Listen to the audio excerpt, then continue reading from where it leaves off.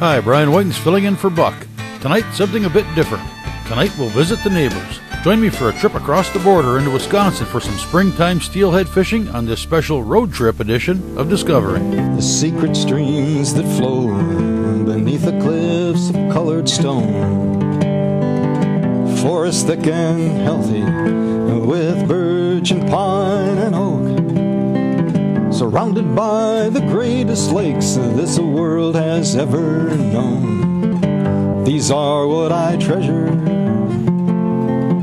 the only way I measure feelings that I have for this fine land. There is so much to discover when you're a long-time lover of northern Michigan.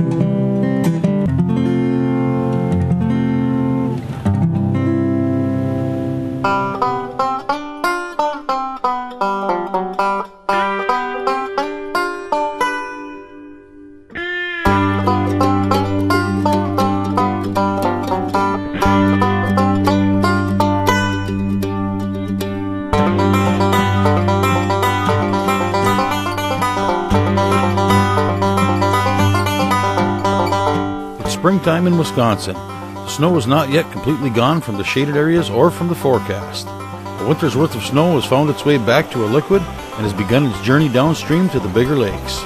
Fishermen have been confined to getting their fix by fishing through the surface of frozen lakes, providing very little relief to the dedicated fly fishermen.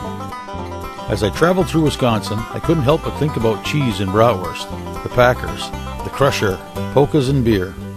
I do love cheese, brats and beer. I don't mind polkas. Most of you probably don't remember the Crusher, and yes, I am a Packer fan. But that's not why I was here. I'm here because I read about a beautiful river called the Brule. Originally pronounced the Bois Brule by the early French fur traders who used the river as a connecting route between Lake Superior and the Mississippi. The name means river of burnt wood. The river has also been referred to as the President's River. It's been dubbed the President's River because no less than 5 U.S. presidents have fished its trout-laden waters. The river has a spectacular history and is popular for many reasons. But in the spring of the year, to anyone with cabin fever, a fly rod, and an incurable addiction to the wild, silvery, hard-fighting lunkers that lurk beneath the surface, there's only one that matters. It's time for the spring run of rainbow trout. It's time to fish steelhead. For that, I hooked up with a couple of Wisconsin's top fly fishing guides, Damian Wilmot and Tim Pearson of Fly By Night Guide Service. Basically 2 times a year that the steelhead are available to the river fishermen. And the first is in the spring, and there's actually fish in the river all winter. And the season opens on the Brule on the last Saturday in March every year. And you know, there's always fish in the river, if not fresh ones, the ones from the previous fall. And then also there's fish that'll come up in the spring. But most of our steelhead on this river come up in the fall, and that's really my favorite time to fish steelhead on this river is in the fall.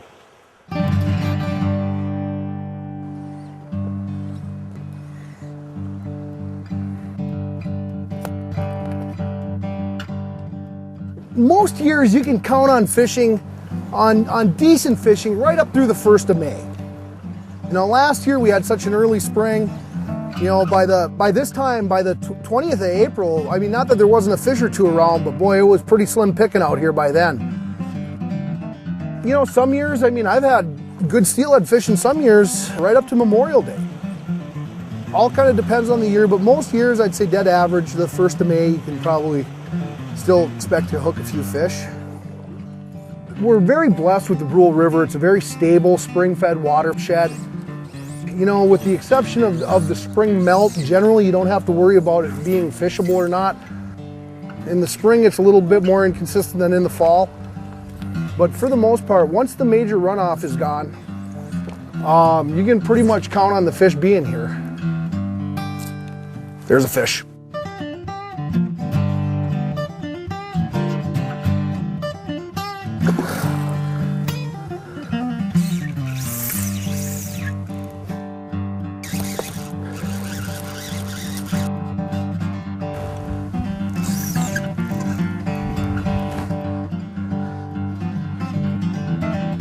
There she is, there's the scoop.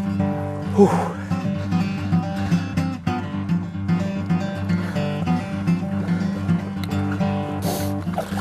she is.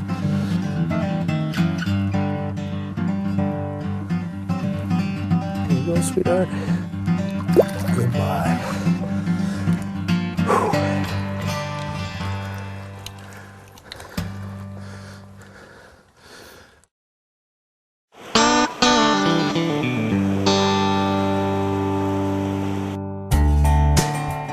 Oh, nice fish.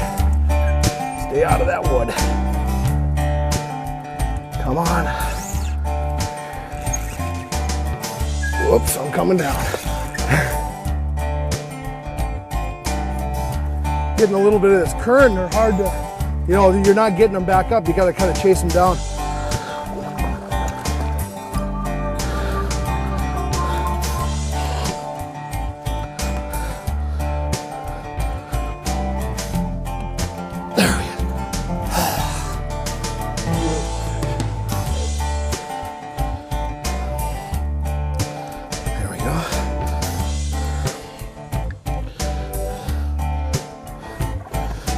Off a little bit.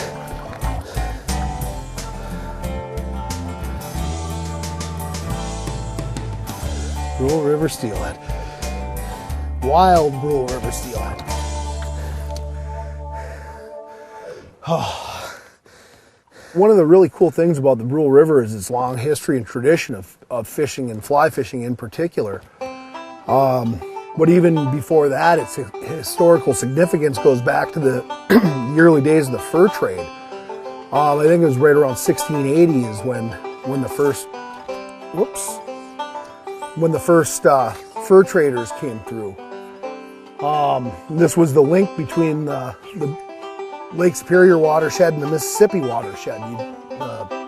They'd come up the Brule River and then cross over to Lake St. Croix and then down the St. Croix River to the Mississippi. So, you know, it was really an important early part of our history in the Midwest. But then when you get into the fishing part of it, I mean, the Brule's been known was known as one of the premier brook trout fisheries there was back in the 1860s. And, you know, it's just kept going ever since. The river's been fished by 5 presidents. It's been fished by Eisenhower, Coolidge, Cleveland, Grant, and Hoover. And Calvin Coolidge actually ran the country from the banks of the Brule River in the summer of 1927, I think it was, 27 or 28. He stayed up at the Cedar Island Estate, which is on the Upper Brule River, and the Upper Brule River is really a beautiful area with a lot of old lodges built back at the turn of the 20th century, between the 19th and 20th century. And all those places are still there, and they're pretty much the original form. The families that built them, most of them, their descendants are still the owners of the family lodges. So it's really, you know, the people on this river have a huge history.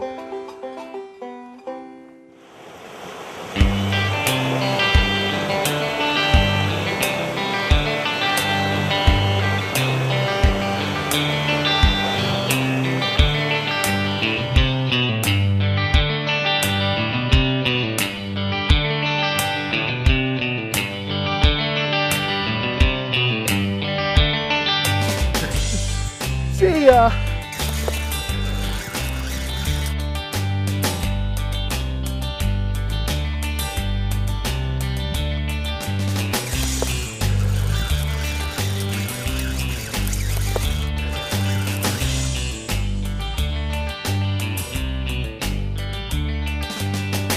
Well, I haven't really gotten a great look at this fish yet, but I judge it from the way it's fighting.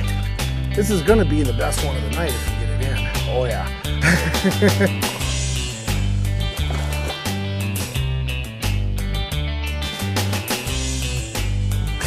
Okay, not yet, I guess.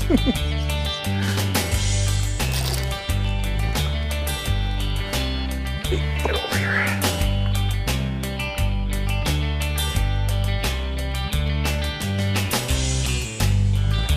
Oops. There's the scoop.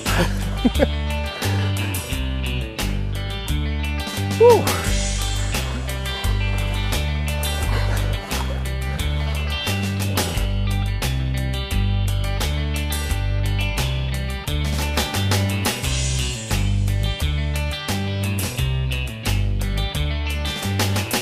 Well, both fish came on the same pattern so far.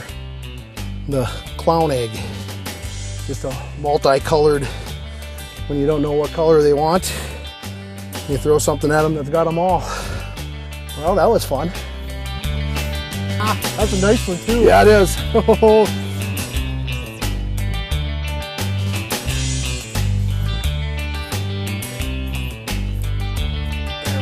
come help you in a second here. Yeah, no, we're good. Well, this one's got some horsepower. Yeah, it's a nice fish.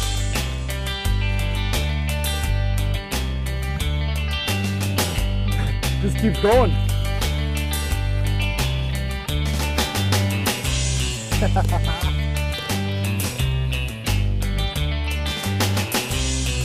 Oh, it's hot. Hot. Dang. I think I might have this one fouled, Timmy. Oh, you feeling the tail? No, well, you know, I felt it for a second. It was like one of those deals. It was like tink tink. You know, you feel it release, and then it's there a second. Like I had it in the mouth, and then Oh, it popped and it's got the second fly. Nice. yeah, that's a lot easier. Beautiful. Pull her out of it. That fish, I don't think is spawned out yet either, is it? She's pretty lanky. Looks like it. Oh yeah, yeah. Yeah, she's definitely spawned out. Drop that. Cool, huh? Look out.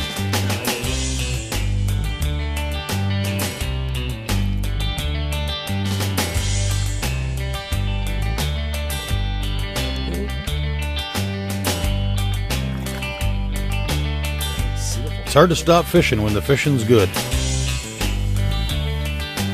But sometimes you gotta stop and take it all in. And there's no better way to do that than relaxing on the banks of a river over lunch.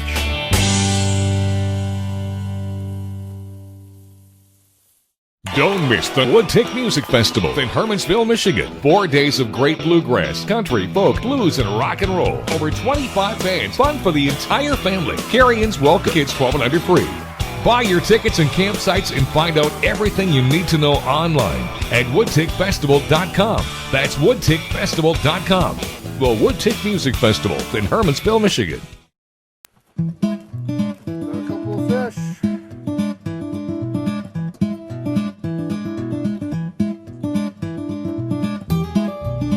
Yeah, we get our steelhead one way or the other around here.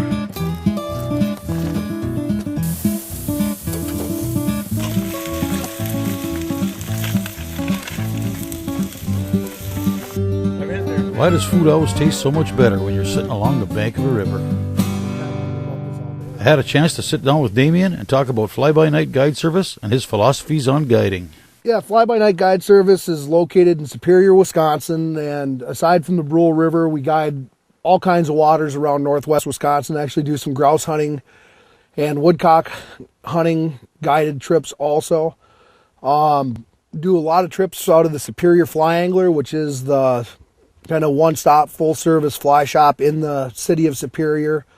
Can cover all your needs for steelheading in the upper Brule River and pike and muskie and smallmouth bass, pretty much all the great things we have to offer around here. Kind of got its start as guiding on the upper Brule River for at night for big brown trout, and that's been, you know, still probably my favorite thing to do. Though steelhead fishing is a lot of fun and has probably become more of a popular choice nowadays. This, you know, years ago steelheading was a very little part of my business. Now it's probably the main part of my business. And I guess, you know, from a guide service standpoint, from a philosophy standpoint, for me it's more important when I have a customer out here to teach them the value, first off the value of the resource that we have here, because it's a very special, very important, and I believe somewhat fragile resource. It's very healthy right now and in good shape.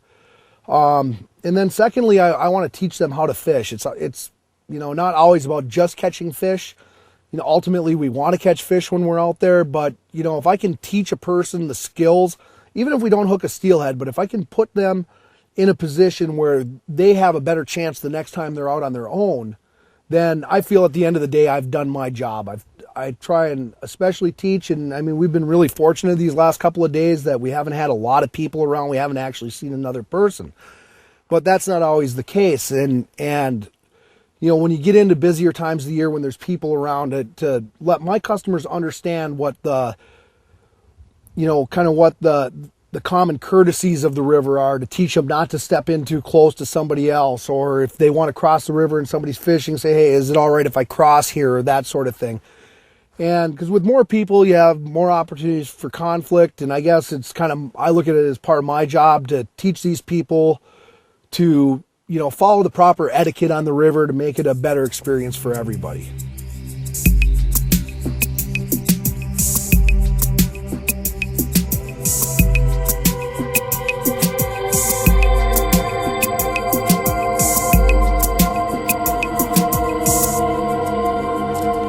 There's a fish. Oh, baby. He's all wrapped up in my leader. Yeah, we might not land this one. He's all wrapped up right now. Well, maybe we've straightened out now. Yeah, I think he is. We got lucky. That's another big fish. Oh, he took the nymph.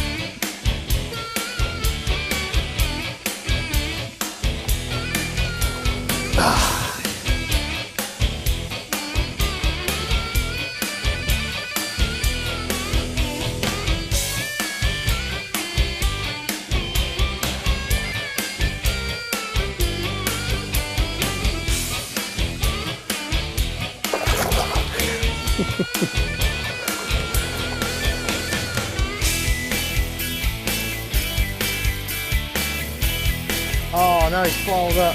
Oh, never mind. That thing? Wow, no. Whoa, what the heck? No, I thought it was around here.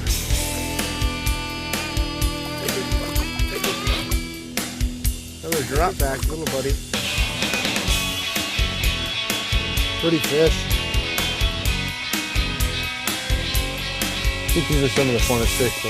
Oh, they are. They jump and go nuts. Cool. Sweet. Nice.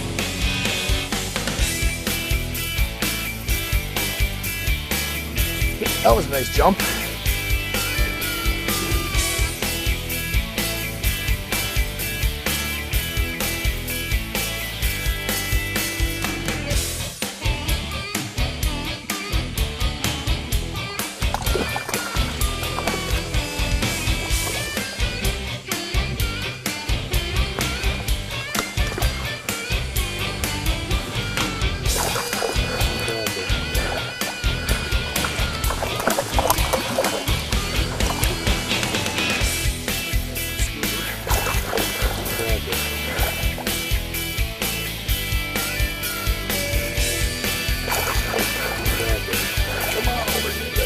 Sorry about that.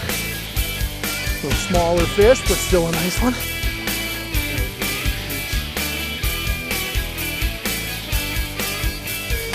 Oh.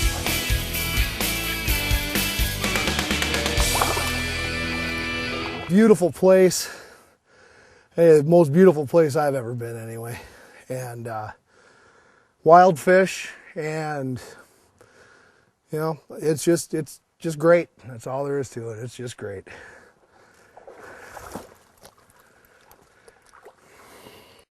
That's a dandy.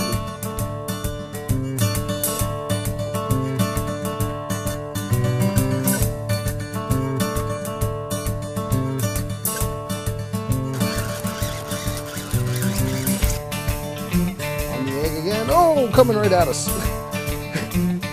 Hey! Oh, there she goes. We're done.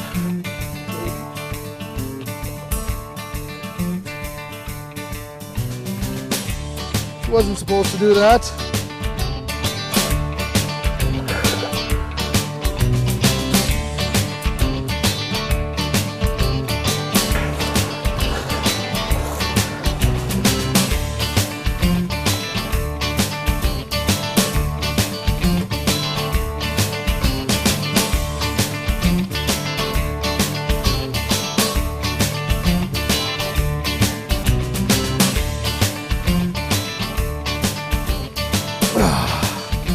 Miracle. Not as big as I thought she was going to be, but still a nice fish. Whoops, I'm sorry, John.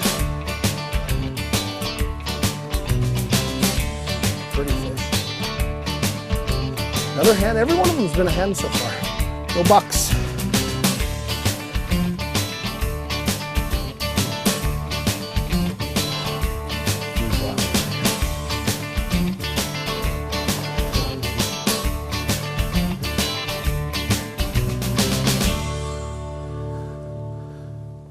You know, I think fly fishing in general, I think a lot of people are a little overwhelmed by it. And, you know, there's a lot of complicated verbiage in the sport.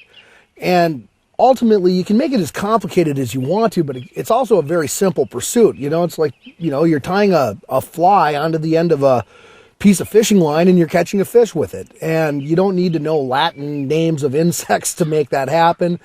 You don't need to, you know a lot of the technical jargon that goes along with the sport. It's a relatively simple pursuit. And most people, what I find is it just takes a little bit of coaching and to master a couple of very basic skills that anybody can master for them to be successful and start growing in the sport. That's a great thing about fly fishing. You can challenge yourself as much as you want.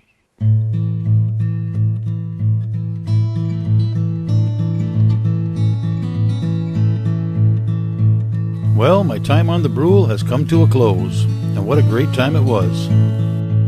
The Brule is truly a unique river. I'm guessing it really hasn't changed much since its waters were frequented by the likes of Grant, Hoover, Coolidge, Cleveland and Eisenhower, and so many others. I wonder how many Native Americans, trappers, and fur traders paddled along the very same banks that I stood on. It's great to know there are people like Damien and Tim carrying on the traditions and examples set by the many guides and caretakers of the river who have passed this way before them, so that the Brule may stay clean, productive, and wild for many years to come. Beautiful scenery, a great river, great fishing, a cheeseburger and a cold beer, the sounds and smells of spring in the air, the mesmerizing tone of rapids in the background. When I'm back home, laying in bed with my eyes closed and can't fall asleep, I think this is the place I'm going to come to. I'm Brian Whitens, and that's where I've been.